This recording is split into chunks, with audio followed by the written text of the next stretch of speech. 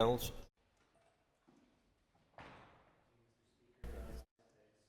Appearance of blue-green algae at Lough Neagh. It was one of the first motions I spoke on in this chamber last year, and something for which there is no silver bullet. Instead, it's with all of us in this chamber and on a cross-departmental basis that we will restore Lough Neagh back into a clean and environmentally sound water body.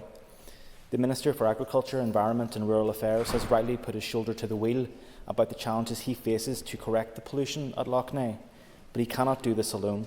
As an infrastructure spokesperson for the Alliance Party, I'm fully aware of the role of SORPI in adding to the pollution of the loch, an arrangement that puts Northern Ireland water in a separate regulatory regime compared with others and lets them off the hook for polluting our waterways. That said, 24% of nutrients found in Lough Neagh originated from wastewater.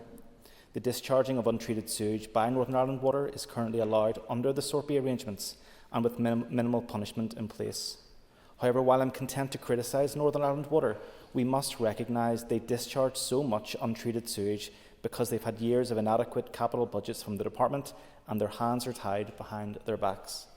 The solutions being proposed and explored by the Minister for Infrastructure will barely touch the surface of what we need to deliver a world-class water service for everyone across Northern Ireland.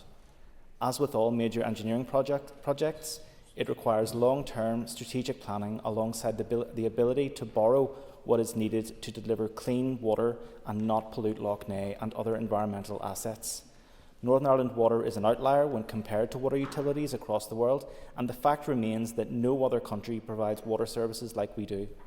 I call on the Minister of Infrastructure and her department to publish the reports they've prepared over the years on the efficacy of the funding model. I've asked for these multiple times in the Infrastructure Committee, but they are kept internal and unavailable for scrutiny.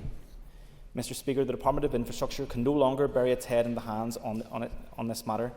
It's not just us in Alliance calling this chaos out, but now the Office of Environmental Protection in ERA Committee last week, and they can no longer ignore the role that Northern Ireland Water is playing in contributing to an ecological crisis at Lough Neagh and our waterways in Northern Ireland, which we can once again see with our very eyes. Thank you.